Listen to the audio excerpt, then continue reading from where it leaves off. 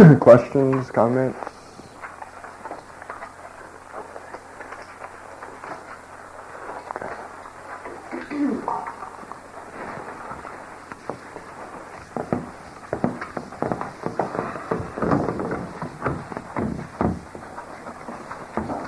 In this teaching, we are asked to do this in the midst of life. Not to go off into a monastery or a cave or a hole somewhere and try to do it, because it tends to stay in the head when you do that, okay? But do it in the midst of life. And you'll go a whole lot faster that way. You try to do it all by yourself on your own with some sort of exercises, and if you're lucky, maybe in 50 years something might happen. You do it in the midst of life, you might do it in a few years. Okay? So I'm going to show you what it takes to do that in the midst of life. It only can be done under certain conditions, just like anything else. I don't think anybody would expect me to do an experiment on particle physics here in this living room, do you? I think you need a certain set of time, place, and circumstances to do an experiment like that, and I don't think we can fit it in this living room to begin with, okay? They usually do that under miles of ground, don't they? Well, this is just about the same way. When you're doing this, it requires a certain set of conditions. So we'll describe what those are. One of them is that I have the ideas that around here we call the teaching ideas. And it says that these ideas did not originate with any man, or any human being, any woman. They come from somewhere else. And all they are is a description. They have no morals in them about what you ought to do. There is no dogma that you've got to believe. It just says this is a description from an objective point of view, which we have a lot of trouble maintaining, huh? Or maybe even getting. It just says this is what it is. That's all they are, okay? No shoulds. No ought tos, no goods, bads, rights, wrong. It just says this is the way it is. If you want a good or a bad or something, you make it up for yourself, okay? You're not going to get it from the teaching ideas. They just say this is the way it is, and here are some things that can be done. I don't know if you should do them or not. That's the first thing. You really cannot do this without having studied these ideas a little bit so that they're available to you, okay? Does that make sense? Because it gives a nice description of things that I can work with so I can see the truth somehow. The second one is that we need someone using the ideas. It doesn't do you much good to have an idea if you're not using it, does it? There is an old story that I will repeat for a moment. It says once upon a time there was a man that had a number of businesses, and he decided that he needed to be out of town for a while, so he called some of the people that worked for him together and said, I kind of need you to take care of things while I'm gone. And then he left. And many years later, he came back and called them together and said, how are things going? Am I still wealthy? And one of them said, well, I took the proceeds from the 5 businesses that you told me to run and take care of and make sure that they worked. And I invested them in 5 more, so you told me to take care of 5 businesses. Now you got 10. And he said, good. Oh, then I will let you just have those businesses. They're yours. Because you've proven quite trustworthy with this. And he went to another guy that he gave 3 of them to, and he basically told the same story. Well, I took the money that they made, and it wasn't mine, so I invested. I didn't know what else to do with it, and now you've got 6 businesses where you had 3. And he said, great, it's yours. And he went to another person. Apparently he didn't judge quite as capable as the others, because he'd only given them 1 business to take care of, and he said, how's it doing? And he said, well, it made a little bit of money. It didn't do too good, but it made some, and I put it in a hole out in the backyard because it wasn't mine, and I didn't want to touch it. I knew you'd want it when you came back. And this person was sort of told, you don't get it. Money is not to be buried in the ground, it's to be used. You could have been employing 500 more people so they could have food on the table. And instead, you just stuck it and buried it out in the ground. You get nothing. Okay? You got to use something. You don't act like a miser and store it up. What good does it do there?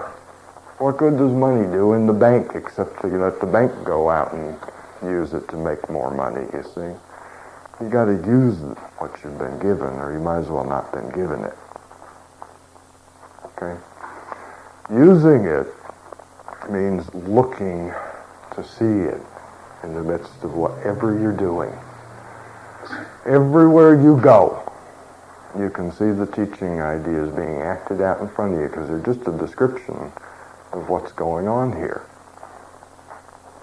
It means actively experimenting, thinking up ways to prove the ideas wrong. And every little thing that you do, watching everything that everyone does and seeing whether or not what you've been given, these ideas, is describing what's happening. Looking for contradictions. You see? All these different things that we can do to make sure we're using these ideas, because that's where they begin to take on life and they become real to us. And we can see some things about what can be done by using them. And the third thing that we say is using them in relationship with other people. I don't necessarily mean a romantic relationship, okay? Any kind of relationship will do. I'd say going to work, you're probably in relationship with a couple other people, wouldn't you? That's some kind of relationship, isn't it? But not in isolation. You do it in the midst of all the things that you do while you're with other people. Because that's where you really start to see things. You see, you go off by yourself and all you see is a few little thoughts that run through the head and a few little emotions and maybe the constant chatter about what happened yesterday and what's going to happen tomorrow and so on. But when you're with people, you see every one of these things jump up, don't you? That person is mistreating me. They're rejecting me or disapproving of me. They're telling me I'm insignificant or inferior to them. And all the parts of the self that jump up to tell you how to keep you from having that terrible feeling, you see. It all comes out and gets very clear. Sitting all by yourself, you can pretty well fantasize anything, can't you? You can convince yourself that you're just the most enlightened being that ever happened. And there's nothing to contradict it until you walk outside and somebody rejects you, and then you find out just how enlightened you are. Because you probably go act just as cuckoo as everybody else does at that point. I already told that story this weekend, but I don't care, I'll tell it again. You're probably all bored with my stories anyway, right? I only have 4. But I found that out very clearly one day when I lived in an apartment building for a while underneath a lady who was screwing around with the Tibetan Lama. he got kicked out of China, I guess. They didn't like him there no more. A bunch of them came here to the States. He's supposed to be all enlightened, you know. Except he'd taken the vow of chastity. He said he wasn't going to screw around with no ladies. But I found out he was because he kept standing outside my window every night screaming up, "Sandy, Sandy, why won't you see me anymore?" And I think he dealt with rejection just about like everybody else. What do you think? Not only couldn't he keep his vow, but when she decided she was through with him, he dealt with it just about like any other human being on planet Earth. I don't think he understood anything about self. What do you think?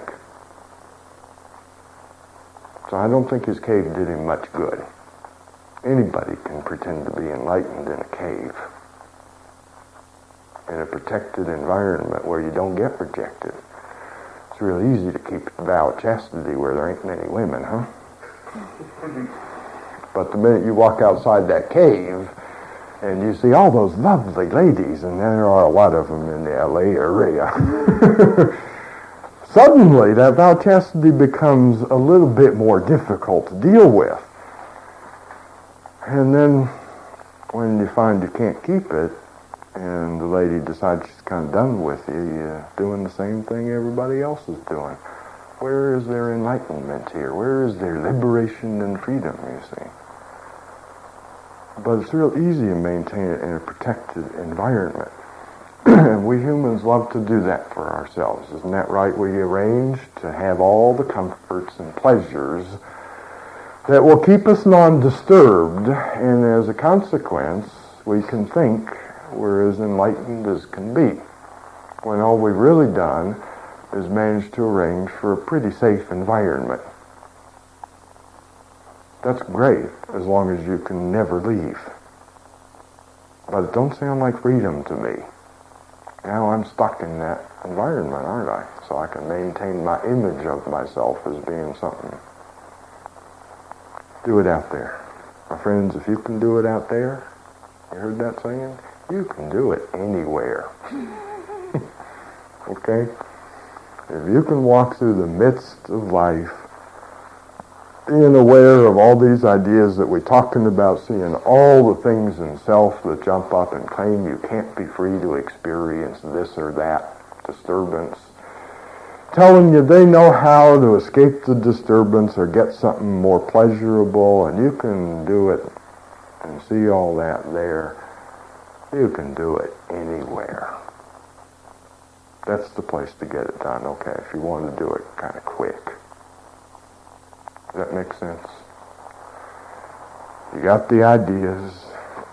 Some of you know, we make available tapes. Put it down a little bit slower, a little bit more detailed, but you got it. The ideas, okay? Use them. In the middle is relating to people who are going to reject you. They're going to disapprove of you. They're going to occasionally suggest that you're not quite as significant and superior as you think you are. And they'll occasionally bop you around a little bit and provide some discomfort, huh?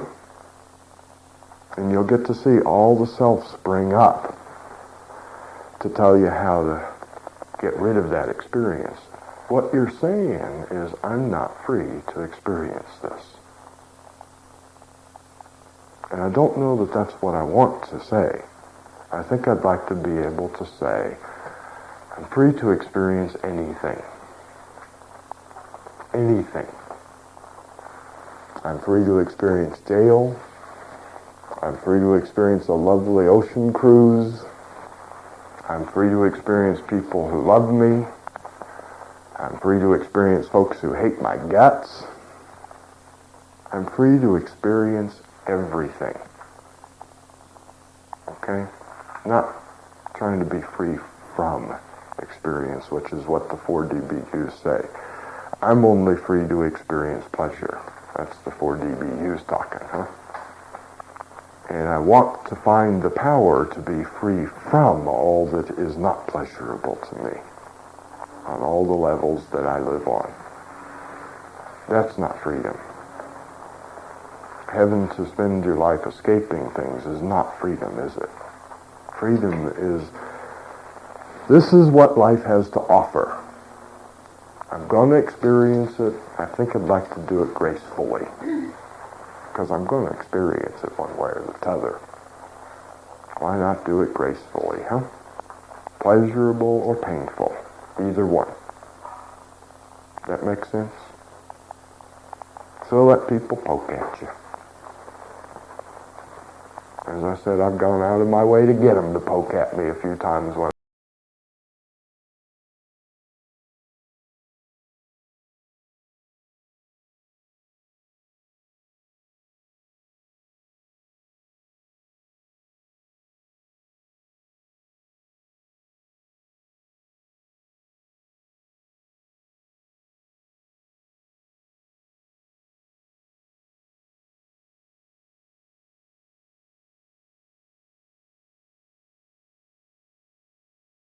I just couldn't see some part of the self. It's like, poke at me, please.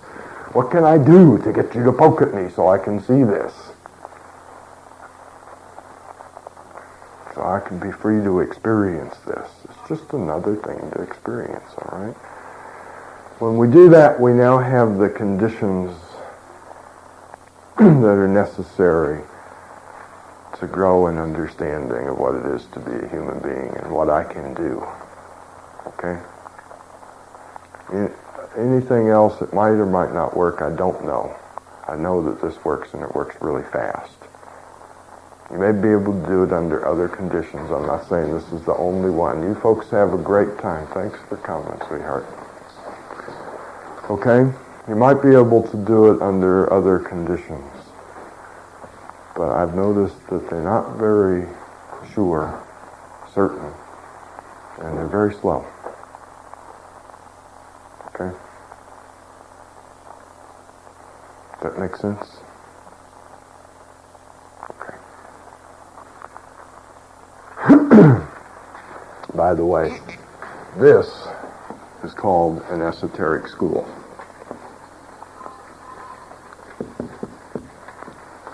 So if I can't find one, I'll make my own. And my fellow students will be anybody I run across. Okay? Now, they don't know nothing about this, and they don't know they're my fellow students, and I don't care. They are. Everybody that I'm in relationship with is my fellow students, okay? And I use them accordingly. I learn from their lives. I watch them and see the same thing going on inside them that goes on inside me. I observe them just as much as I observe me, because I can sure see it there in some ways a lot easier than I can see it in here for a while. Isn't that right? And I happily use them to see whatever I need to see, as long as they give me consent. Now, if they don't want to do it, I'll leave them alone. Like I said, we don't have to carry it to abuse. But anytime all these three things are together, I'm in school, and whoever I'm in relationship with is my fellow students. They're the ones I'm studying with, okay, at this school. If it happens to be some people who know what's going on, great. If it doesn't, better in some ways, because they don't know what you're doing. They just think you're doing something you always do, right?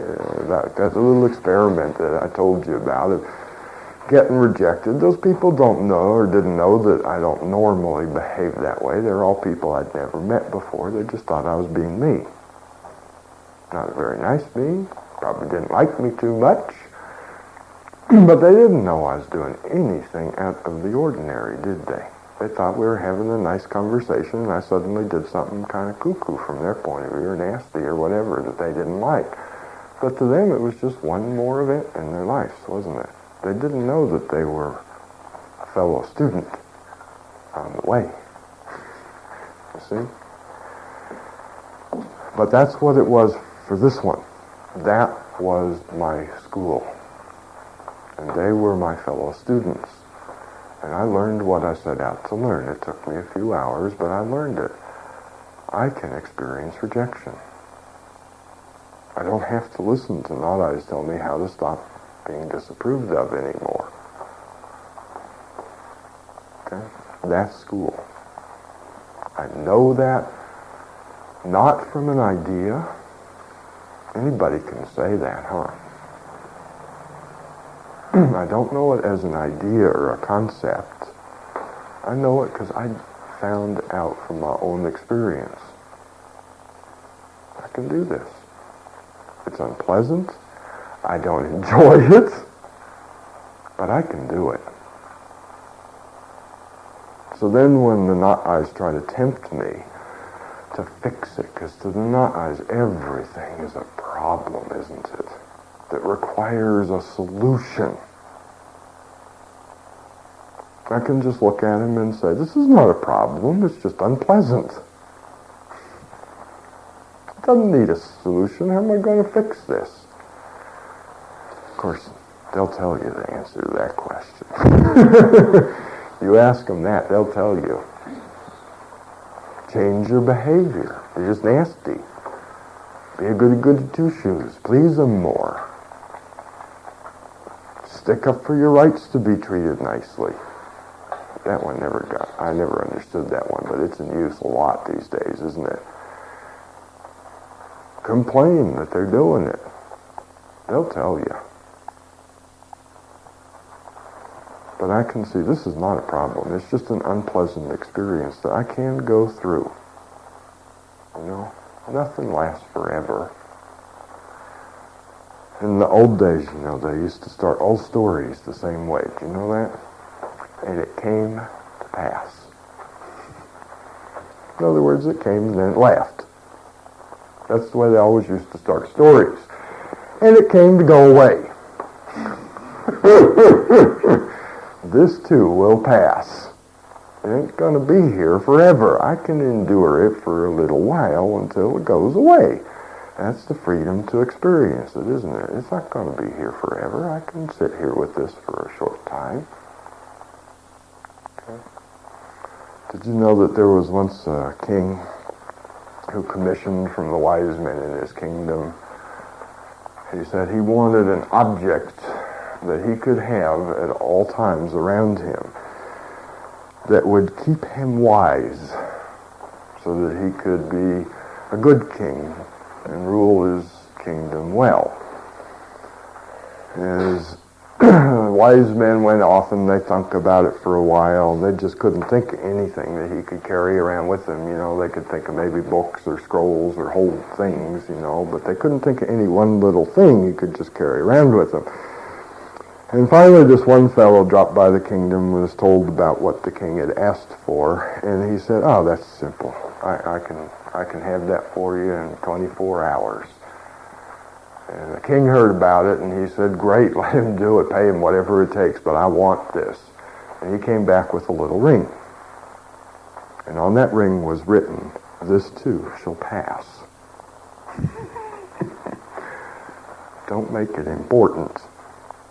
It ain't going to be here long enough to make it important. Just look at it and say, hey, it'll go away shortly. Nothing stays forever, you see. But that ain't the way the Not Eyes say it, is it? Whatever problem I got today, it'll be here tomorrow, and the next day, and probably next year, unless I do something about it. Isn't that right? But what that you didn't sit and grab onto and hold onto, and even to that stuff, has been here forever. Everything I've ever experienced has been transitory. Lasts for a little while and goes away. I get hungry, I eat, get full, lasts a little while, goes away. I get a job, lasts for a little while, goes away. I get another one, lasts for a while. I live somewhere for a little while, goes away. I live somewhere else. What lasts forever, really?